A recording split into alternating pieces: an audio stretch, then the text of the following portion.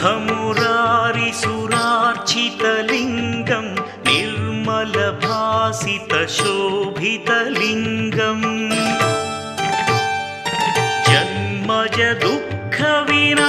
जन्मजदुःखविनाशकलिङ्गं तत्प्रणमामि सदा शिवलिङ्गम्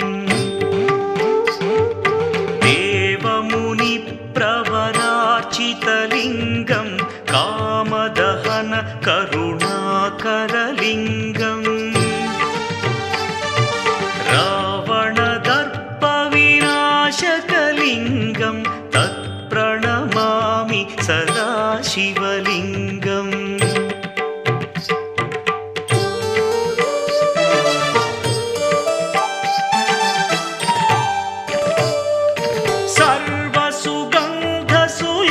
सर्वसुगन्धसुलेपितलिङ्गं बुद्धिविवर्धनकारणलिङ्गं सिद्धसुरासुरवन्दितलिङ्गं तत्प्रणमामि सदा शिवलिङ्गं कनकमहामणिभूषितलिङ्गं फणिपतिवेष्टितशोभितलिङ्गम्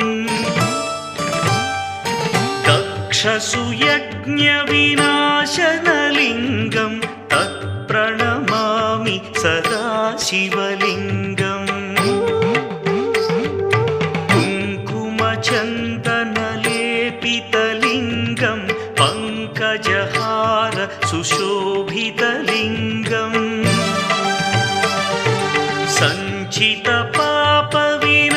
सञ्चितपापविनाशनलिङ्गं तत्प्रणमामि सदा शिवलिङ्गम्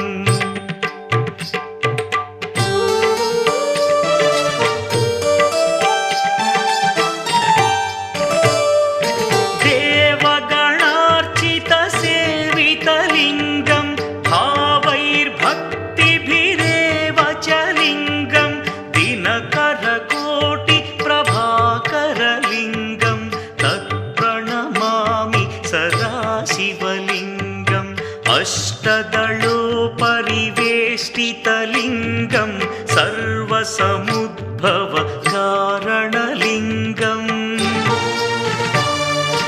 अष्टदरिद्रविनाशनलिङ्गं तत्प्रणमामि सदा शिवलिङ्गम् सुरगुरुसुरवरपूजितलिङ्गं सुरवनपुष्पसरार्चितलिङ्गम् परमपरं परमात्मकलिङ्गं तत्प्रणमामि सदा शिवलिङ्गम्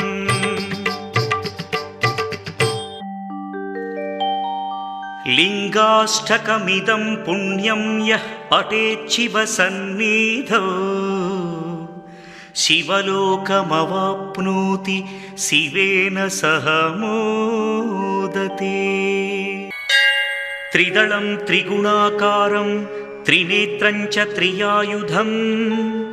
त्रिजन्मपापसंहारम्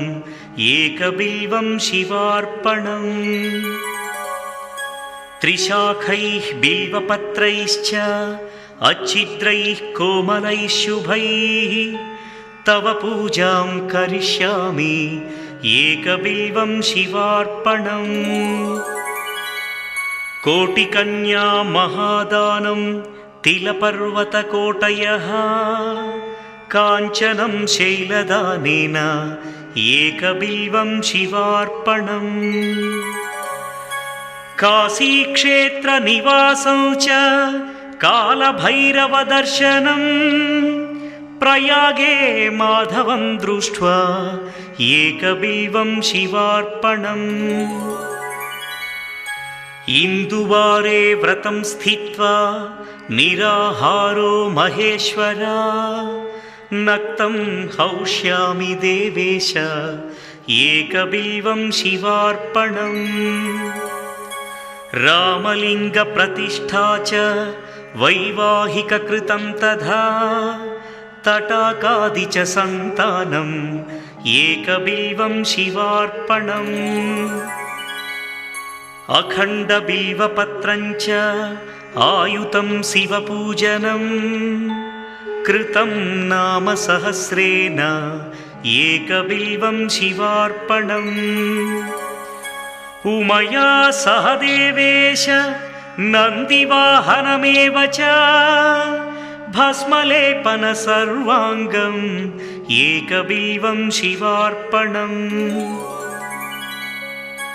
सालग्रामेषु विप्राणां तटाकं दशकूपयो यज्ञकोटिसहस्रस्य एकबिल्वं शिवार्पणम् दन्तिकोटिसहस्रेषु अश्वमेधशतक्रतौ कोटिकन्या महादानम् एकबिल्वं शिवार्पणम् बिल्वानां दर्शनं पुण्यं स्पर्शनं पापनाशनम् अघोरपापसंहारम् एकबिल्वं शिवार्पणम् सहस्रवेदपाठेषु ब्रह्मस्थापनमुच्यते अनेकव्रतकोटीनाम् एकबिल्वं शिवार्पणम् अन्नदानसहस्रेषु सहस्रोपनयनं तथा अनेकजन्मपापानि एकबिल्वं शिवार्पणम् बिल्वाष्टकमिदं पुण्यं यः पठेच्छिवसन्निधौ शिवलोकमवाप्नोति एकबिल्वं शिवार्पणम् मुदाकरात्तमोदकं सदा विमुक्तिसाधकं मुदाकरात्तमोदकं सदा विमुक्तिसाधकं कलाधरावतंसकं विलासिलोकरक्षकं कलाधरावतंसकं विलासिलोकरक्षकम् अनायकैकनायकं विनाशिते भदैत्यकम् अनायकैकनायकं विनाशिते भदैत्यकं नताशुभाशुनाशकं नमामि तं विनायकं मुदाकरात्तमोदकं सदा विमुक्तिसाधकं मुदाकरात्तमोदकं सदा विमुक्तिसाधकं नमामि तं विनायकं नमामि तं विनायकं नमामि तं विनायकम् नमो भूतनाथं नमो देवदेवं नमः कालकालं नमो दिव्यतेजं नमः कामभस्मं नमः शान्तशीलं भजे पार्वतीवल्लभं नीलकण्ठं भजे पार्वतीवल्लभं नीलकण्ठम्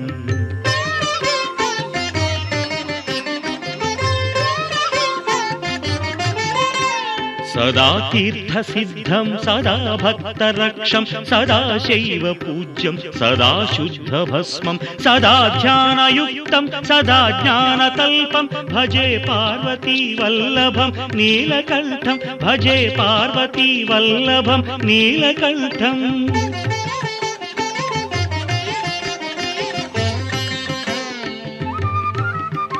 श्मशानं भयानं महास्थानवासं शरीरं गयानां सदा चर्मवेष्टं पिशाचं निशोचं पशूनां प्रतिष्ठं भजे पार्वतीवल्लभं नीलकण्ठं भजे पार्वतीवल्लभं नीलकण्ठम्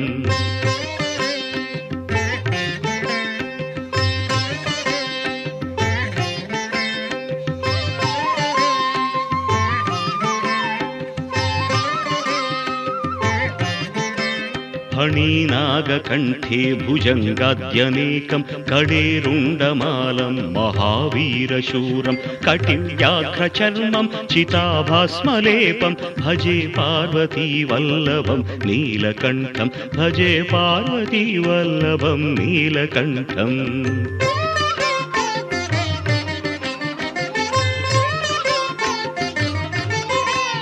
शिरशुद्धगङ्गा शिवा वामभागं बहुदीर्घकेशं सदा मान्त्रिनेत्रं फणीनागकर्णं सदा फालचन्द्रं भजे पार्वती वल्लभं नीलकण्ठं भजे पार्वती वल्लभं नीलकण्ठम्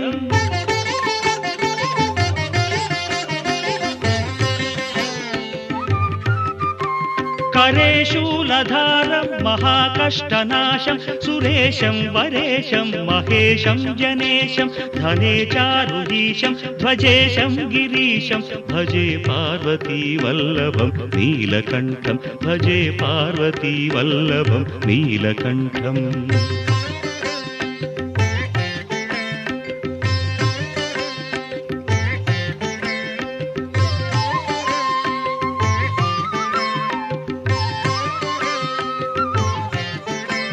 उदासं सुदासं सुखैलासवासं धरानिर्धरं संस्थितं ह्यादिदेवम् अजाहेमकल्पद्रुमं कल्पसेव्यं भजे पार्वती वल्लभं नीलकण्ठं भजे पार्वती वल्लभं नीलकण्ठम्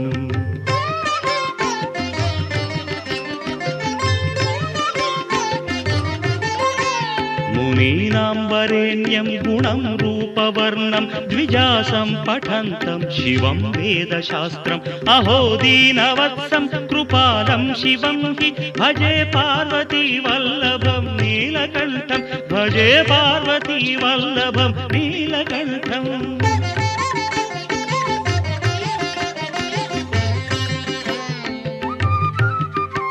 सदा भावनाथं सदा सेव्यमानं सदा भक्तिदेवं सदा पूज्यमानं मया तीर्थवासं सदा सेव्यमेकं भजे पार्वती वल्लभं नीलकण्ठं भजे पार्वती वल्लभं नीलकण्ठम् सौराष्ट्रदेशे विशदेतिरम्ये ज्योतिर्मयं चन्द्रकलावतंसं भक्तिप्रदानाय कृपावतीर्णं तं सोमनाथं शरणं प्रपद्ये तं सोमनाथं शरणं प्रपद्ये श्रीशैलसङ्गे विबुधातिसङ्गे तुलाद्रितुङ्गेऽपि मुदा वसन्तं तमर्जुनं मल्लिकापूर्वमेकं नमामि संसार समुद्रसेतुं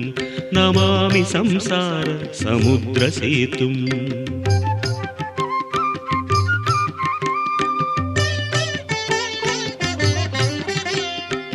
अवन्तिकायां विहितावतारं मुक्तिप्रदानाय च सज्जनानाम् अकालमृत्योः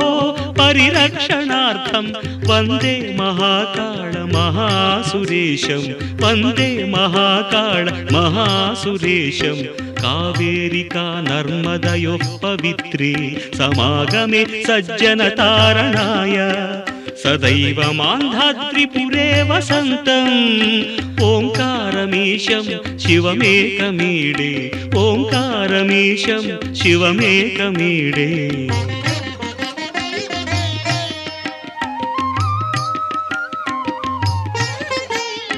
पूर्वोत्तरे प्रज्वलिकानिधाने सदा वसन्तं गिरिजासमेतं सुरासुराराधितपादपद्मं श्रीवैद्यनाथं तमहं नमामि श्रीवैद्यनाथं तमहं नमामि याम्ये सदङ्गे नगरेतिरम्ये विभूषिताङ्गं विविधैश्च भोगैः सद्भक्तिमुक्तिप्रदम् ईशमेकं श्रीनागनाथं शरणं प्रपद्ये श्रीनागनाथं शरणं प्रपद्ये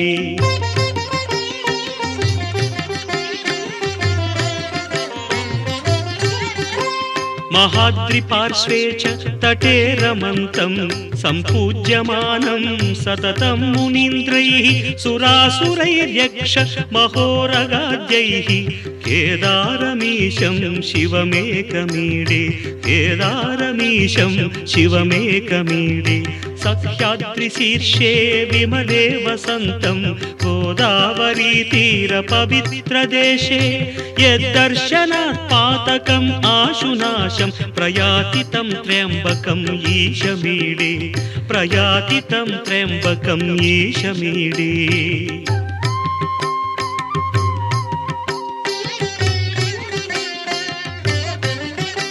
सुताम्रपर्णी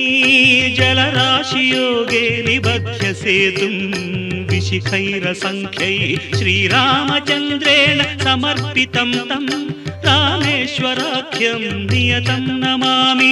रामेश्वराख्यं नियतं नमामि यं डाकिनी शाकिनिका समाजैः निषेव्यमानं पिशिताशनैश्च सदैव भीमादि पदप्रसिद्धं तं शङ्करं भक्तहितं नमामि तं शङ्करं भक्तहितं नमामि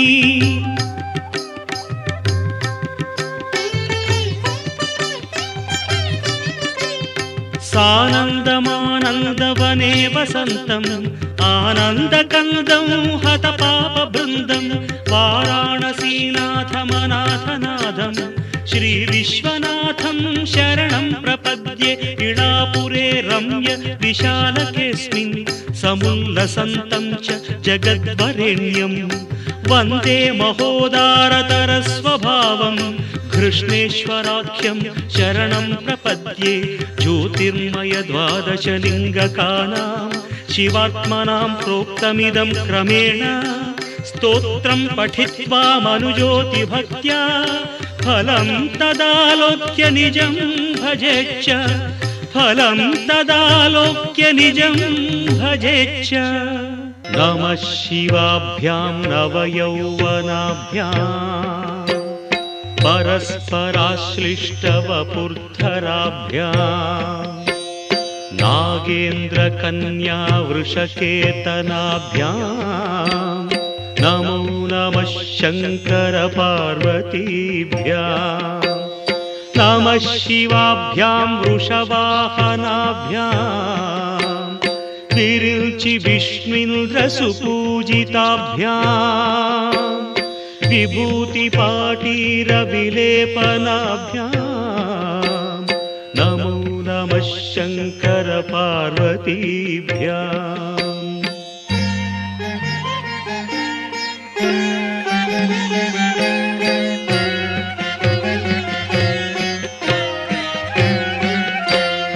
अनघं जनकं जगतां प्रथमं वरदं करशूलधरं सुलभं करुणाम्बुनिधिं कलुषापहरं प्रणमामि महेश्वरमेकमहम् अमलं कमलोद्भवगीतगुणम् शमदं समदासुरनाशकरम् रमणीयरुचिं कमनीयतनुं नम साम्ब शिवं नतपापहरम् शिवं शङ्करं बन्धुरं सुन्दरेशं नटेशं गणेशं गिरीशं महेशं दिनेशेन्दुनेत्रं सुगात्रं मृडानि पतिं श्रीगिरीशं हृदा भावयामि भृङ्गीच्छानटनोत्कटः करिमदग्राही स्फुरन्माधवाह्लादो नादयुतो महासितवपुः पञ्चेषु नाचादृतः सत्पक्षः सुमनो वनेषु स्वपुनः साक्षान्मदीये मनोराजीवे भ्रमराधिपो विहरतां श्रीशैलवासी विभुः सोमोत्तंसः सुरपरिषदां येष जीवातुरीशः पाशच्छेत्ता पदयुगजुषां फुल्लमल्लीनिकाशः ध्येयो देवः प्रकटितवधूरूपवामात्मभागः श्रीशैलाग्रे कलितवसतिर्विश्वरक्षादुरीणः येणं पाणौ शिरसि तरुणोल्लासमेणाङ्कखण्डम् पार्श्वे वामे वपुषि तरुणिं दृक्षुकारुण्यलीला भूतिं फाले स्मितमपि मुखे गाङ्गमम्भः कपर्दे बिभ्रत्प्रेम्णा भुवनमखिलं श्रीगिरीशः सपायात् श्रीशैले स्वर्णशृङ्गे मणिगणरचिते कल्पवृक्षाळिशीते स्फीते सौवर्णरत्नस्फुरितनवगृहे दिव्यपीठे शुभार्हे आसीनः सोमचूडः सकरुणनयनः साङ्गनस्मेरवक्त्रः शम्भुः श्रीभ्रामरीशः प्रकटितविभवो देवता सार्वभौमः या योगिवृन्दहृदयाम्बुजराजहंसी मन्दस्मितास्तुतमुखी मधुकैटभग्नी विघ्नान्धकारतटभेदपटीयसी सा मूर्तिः करोतु कुतुकं भ्रमराम्बिकायाः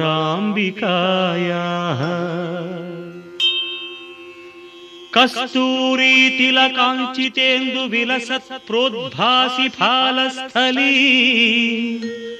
कर्पूरद्रवमिश्रचूर्णकपुरामोदोल्लसद्वीटिका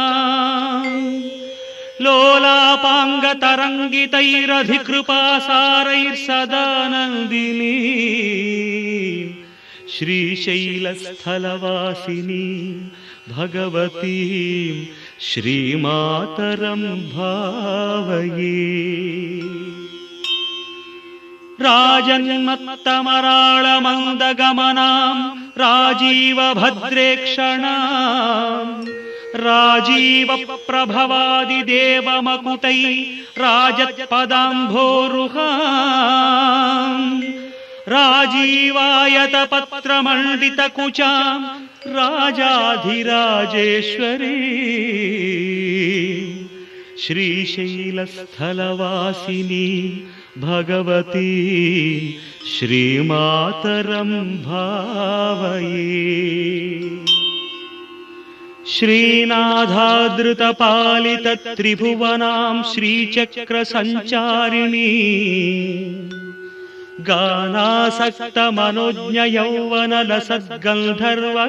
गानासक्तमनोज्ञयौवनलसद्गन्धर्वकन्यादृताम् दीनानामतिवेलभाग्यजननीं दिव्याम्बरालङ्कृताम् श्रीशैलस्थलवासिनी भगवती श्रीमातरं भावये उभौ दर्वीकुम्भौ मणिकनकसम्भावितगुणौ दधाना पाणिभ्याम् अमृतरसमृष्टान्नकलितौ कलाढ्य कल्याणि कलितसदना श्रीगिरिशिरसी असौ भ्रामर्यम्बा रचयतु मदिष्टार्थविभवम् ओङ्कारबिन्दु संयुक्तं नित्यं ध्यायन्ति योगिनः कामदं मोक्षदं तस्मादोङ्काराय नमो नमः ओङ्कारबिन्दु संयुक्तं नित्यं ध्यायन्ति योगिनः कामदं मोक्षदं तस्मादोङ्काराय नमो नमः ओङ्काराय नमो नमः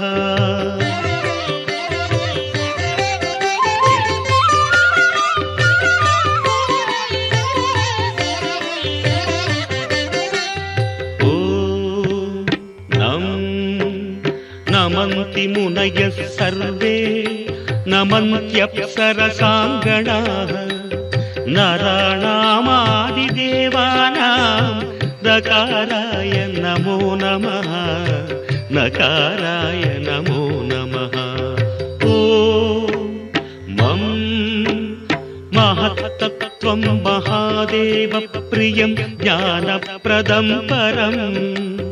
महापापहरं तस्मात् मकाराय नमो नमः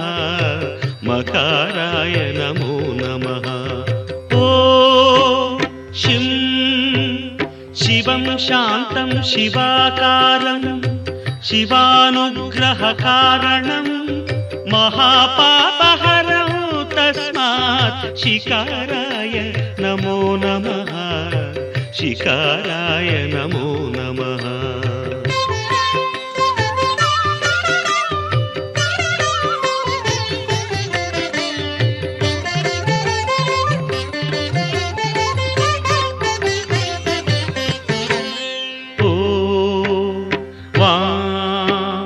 वाहनं वृषभो यस्य वासुकी कण्ठभूषणं वामशक्तिधरं देवं वकाराय नमो नमः वकाराय नमो नमः। ॐ यकारे संस्थितो देवो यकारं परमं शुभं यं नित्यं परमानन्दं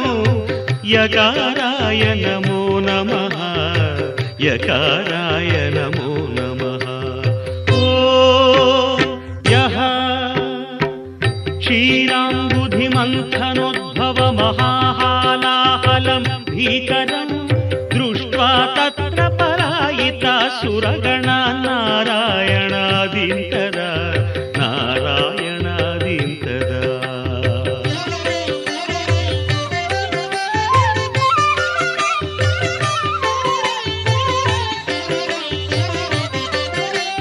सम्पीत्वा परिपालय जगदिदं विश्वाधिकं शङ्करं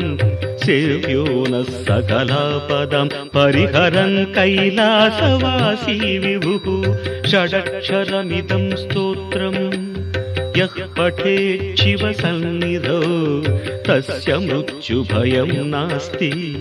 ह्यपमृत्युभयं कुतः ह्यपमृत्युभयं कुतः।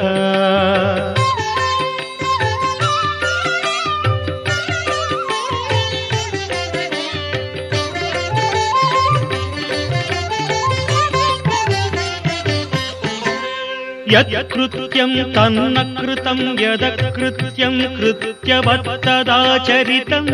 उभयो प्रायश्चित्तं शिव तव नामाक्षरद्वयोच्चरितं तव नामाक्षरद्वयोच्चरितं शिव शिवेति शिवेति शिवेति वा भव भवेति भवेति भवेति वा हर हरेति हरेति हरेति वा भज नमः शिवमेव निरन्तरं भज नमः शिवमेव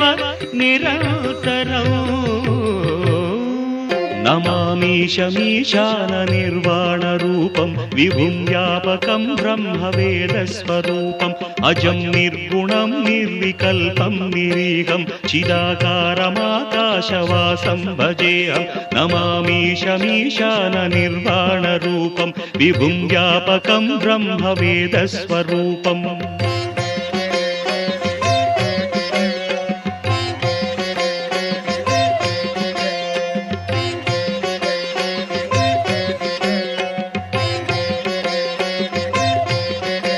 निराकारमोङ्कारमूलं तुरीयं गिराज्ञानगोतीतमीशं गिरीशं कराळं महाकालकालं कृपालं गुणागार संसारसारं नतोऽहम्।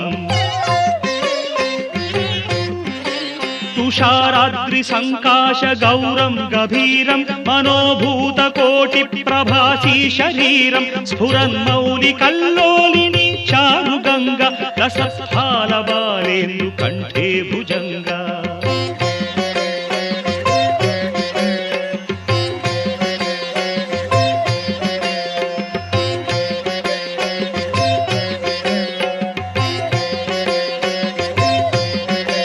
चलत्कुण्डलं शुभ्रनेत्रं विशालं प्रसन्नाननं नीलकण्ठं दयालं मृगाधीशचर्माम्बरं मुण्डमालं प्रियं शङ्करं सर्वनाथं भजामि प्रचण्डं प्रकृष्टं प्रगल्भं परेशम् अखण्डं भजे भानुकोटिप्रकाशं त्रयीशूलनिर्मूलनं शूलपाणिं भजेऽहं भवानीपतिं भावगम्यम्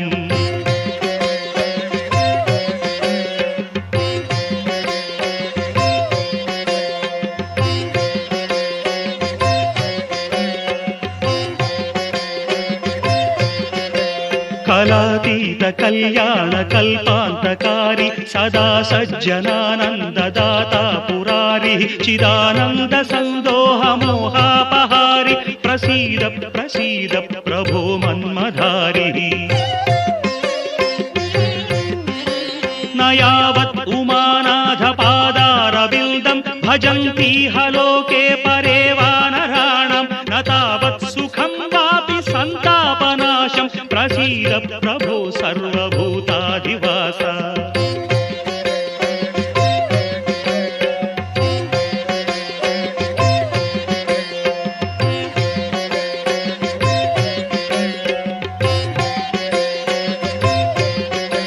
न जानामि योगं जपं नैव पूजां नतोऽहं सदा सर्वदा देव तुभ्यं जराजन्म दुःखौघतातप्यमानं प्रभो पाहि शापान्नमामीश शम्भो रुद्राष्टकमिदं प्रोक्तं विप्रेण हरतुष्टये ये पठन्ति नरा भक्त्या तेषां शम्भुः प्रसीदति विश्वेश्वराय नरकान्तकतारणाय कर्णामृताय शशिशेखरधारणाय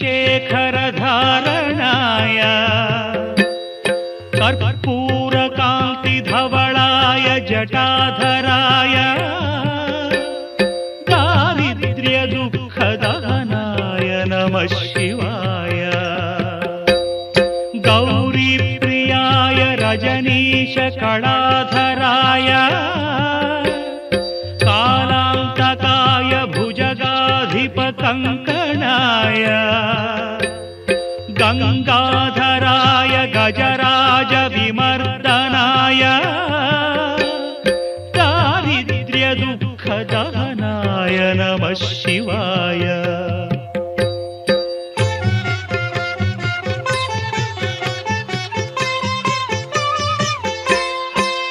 भक्तप्रियाय भवरोगभयापहाय उग्राय दुःखभवसागरतारणाय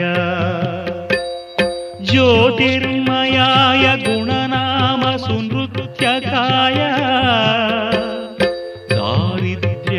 दारिद्र्यदुःखदहनाय नमः शिवाय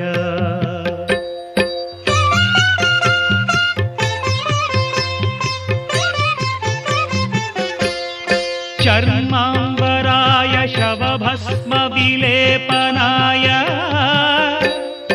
हालेक्षणाय मणिकुण्डलमण्डिताय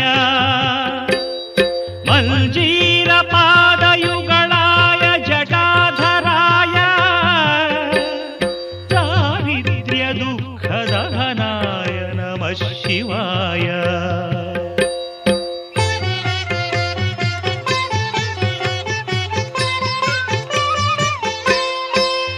पञ्चाननाय फणिराजविभूषणाय हेमांशुकाय भुवनत्रयमण्डिताय आनन्दभूमिवरदाय तमोमयाय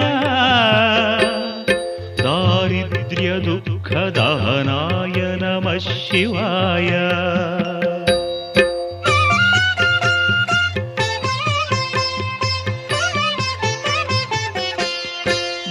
भानुप्रियाय भवसागरतारणाय कालान्तकाय कमलासनपूजिताय नेत्रत्रयाय शुभलक्षणलक्षिताय दारिद्र्य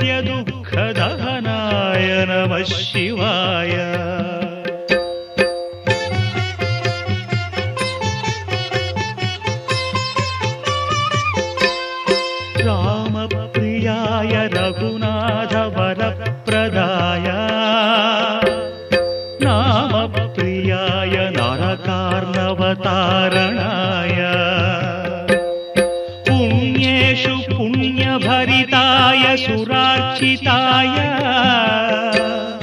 दारिद्र्यदुःखदहनाय नमः शिवाय।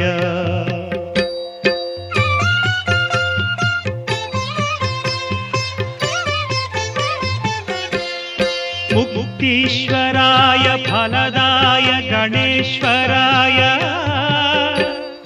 गीतप्रियाय वृषभेश्वर वाहनाय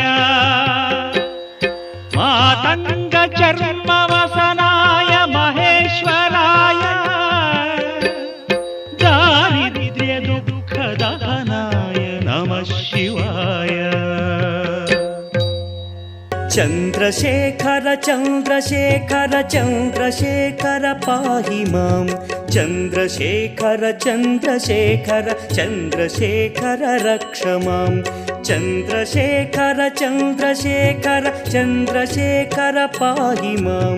चन्द्रशेखर चन्द्रशेखर चन्द्रशेखर रक्ष माम्।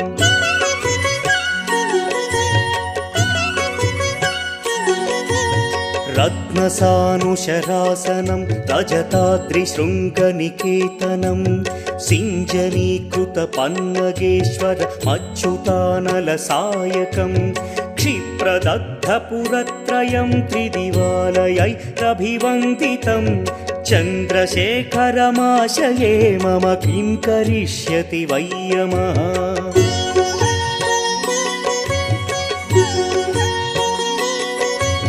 पञ्चपादपपुष्पगन्धपदाम्बुजद्वयशोभितं फाललोचनजातपावकदग्धमन्मथविग्रहं भस्मदिग्धकळेभरं भवनाशनं भवमव्ययं चन्द्रशेखर चन्द्रशेखर चन्द्रशेखर रक्ष माम्।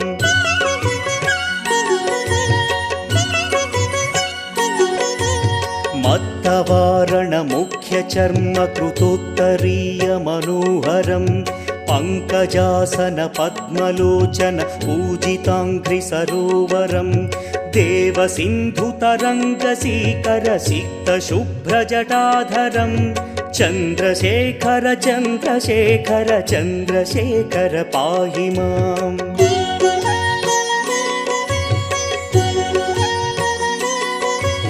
यक्षराजसखं भगाक्षहरं भुजङ्गविभूषणं शैलराजसुतापरिष्कृतचारुवामकळेबरं क्ष्वेलनीलगलं परश्वधधारिणं मृगधारिणं चन्द्रशेखर चन्द्रशेखर चन्द्रशेखर पाहि माम्।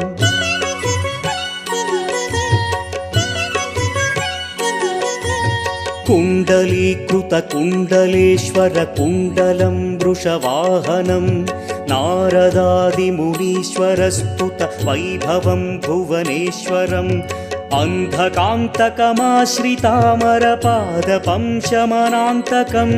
चन्द्रशेखर चन्द्रशेखर चन्द्रशेखर रक्ष माम्।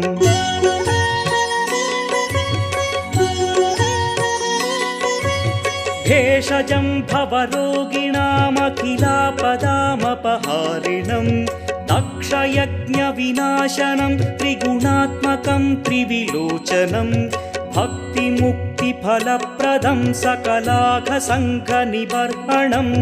चन्द्रशेखर चन्द्रशेखर चन्द्रशेखर रक्ष माम्।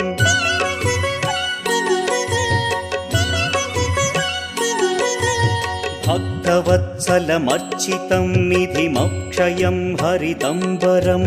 सर्वभूतपतिं परात्परमप्रमेयमनुत्तमं सोमवारणभूहुताशन सोमपानिखिलाकृतिं चन्द्रशेखर चन्द्रशेखर चन्द्रशेखर पाहि माम्।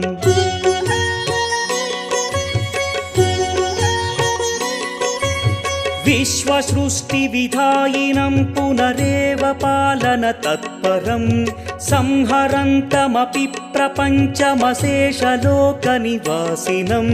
क्रीडयन्तमहर्निशं गणनाथयूधसमन्वितं चन्द्रशेखर चन्द्रशेखर चन्द्रशेखर रक्ष माम्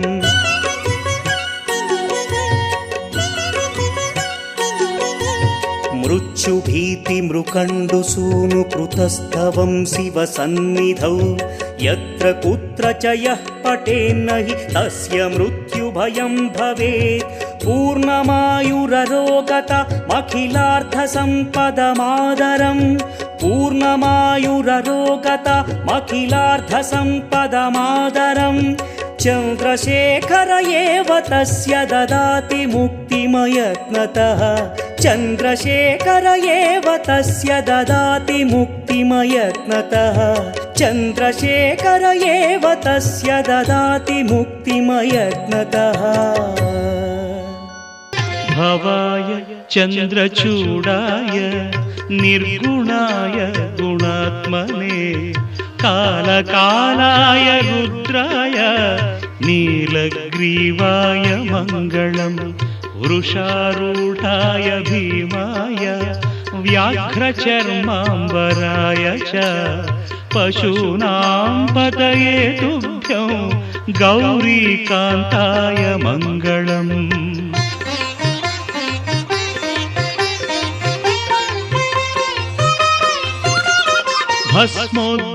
भस्मोद्धूलितदेहाय व्याळयज्ञोपवीतिने रुद्राक्षमालाभूषाय व्योमकेशाय मङ्गलम् सूर्यचन्द्राग्निनेत्राय नमः कैलासवासिने सच्चिदानन्दरूपाय प्रमदेशाय मङ्गलम्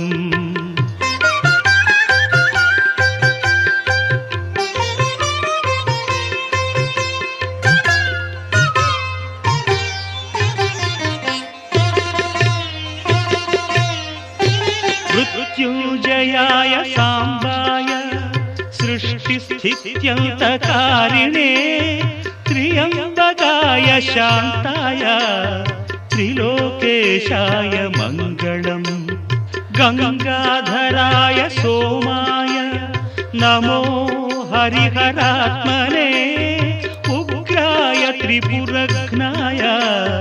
वामदेवाय मङ्गलम्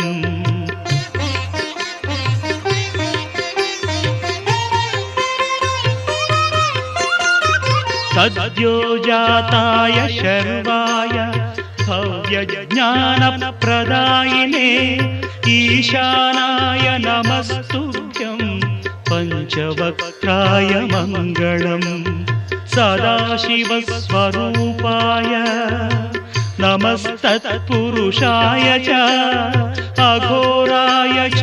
घोराय महादेवाय मङ्गलम् प्रभुं प्राणनाथं विभुं विश्वनाथं जगन्नाथनाथं सदानन्दभाजम् भवद्भव्यभूतेश्वरं भूतनाथं शिवं शङ्करं शम्भुमीशानमीडे गळेरुण्डमालं तनौ सर्पजालं महाकालकालं गणेशादिपालम् जटाजूटगङ्गोत्तरं गैर्विशिष्यं शिवं शङ्करं शम्भुमीशानमीडे मुदामाकरं मण्डनं मण्डयन्तं महामण्डलं भस्मभूषाधरन्तम् अनादिं ह्यपारं महामोहमारं शिवं शङ्करं शम्भुमीशानमीडे वटाधो निवासं महाट्टाट्टहासं महापापनाशं सदा सुप्रकाशम् गिरीशं गणेशं सुरेशं महेशं शिवं शङ्करं शम्भुमीशानमीडे गिरीन्द्रात्मजा सङ्गृहीतार्धदेहं गिरौ संस्थितं सर्वदा पन्नगेहम् परब्रह्म ब्रह्मादिभिर्वन्द्यमानं शिवं शङ्करं शम्भुमीशानमीडे कपालं त्रिशूलं कराभ्यां दधानं पदाम्भोजनं राय कामं दधानं बलिवर्धयानं सुराणां प्रधानं शिवं शङ्करं शम्भुमीशानमीडे शरच्चन्द्रगात्रं गणानन्दपात्रं त्रिनेत्रं पवित्रं धनेशस्य मित्रम् अपर्णाकळत्रं सदा सच्चरित्रं शिवं शङ्करं शम्भुमीशानमीडे हरं सर्पहारं चिताभूविहारं भवं वेदसारं सदा निर्विकारम् श्मशाने वसन्तं मनोजं दहन्तं शिवं शङ्करं शम्भुमीशानमीडे स्वयं यः प्रभाते नरः शूलपाणे पठे स्तोत्ररत्नं त्विह प्राप्य रत्नम् सुपुत्रं सुधान्यं सुमित्रं कळत्रं विचित्रैः समाराध्य मोक्षं प्रयाति गङ्गातरङ्गरमणीय जटाकलापौ गौरी निरन्तर विभूषित वामभागम् नारायणप्रियमनङ्गमदापहारं वाराणसीपुरपतिं भज विश्वनाथम्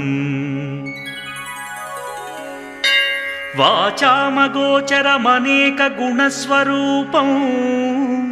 वागीश विष्णुसुरसेवितपादपीठं वामेन विग्रहवरेण कळत्रवन्तं वाराणसीपुरपतिं भज विश्वनाथम्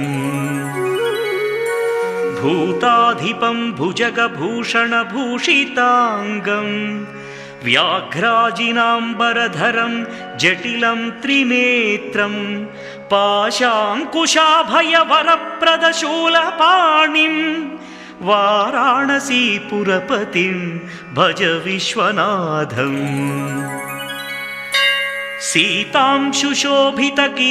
सीतांशुशोभितकिरीटविराजमानं फालेक्षणानलविशोषितपञ्चबाणं नागाधिपारचितभासुरकर्णपूरं वाराणसीपुरपतिं भज विश्वनाथम् पञ्चाननं दुरितमत्तमतङ्गजानां नागान्तकं दनुजपुङ्गवपन्नगानां दावानलं मरणशोकजराटवीनां वाराणसीपुरपतिं भज विश्वनाथम् तेजोमयं सगुणनिर्गुणमद्वितीयम् आनन्दकन्दमपि राजितमप्रमेयम् नागात्मकं सकलनिष्कळमात्मरूपं वाराणसीपुरपतिं भज विश्वनाथम् आशां विहाय परिहृत्य परस्य निन्दाम् उपेरतिं च सुनिवार्य मनस्समाधौ आदाय हृत्कमलमध्यगतं प्रदेशं वाराणसीपुरपतिं भज विश्वनाथम् रागादिदोषरहितस्वजनानुरागं वैराग्यशान्तिनिलयं गिरिजासहायं माधुर्यधैर्यसुभगं गरलाभिरामं वाराणसीपुरपतिं भज विश्वनाथम्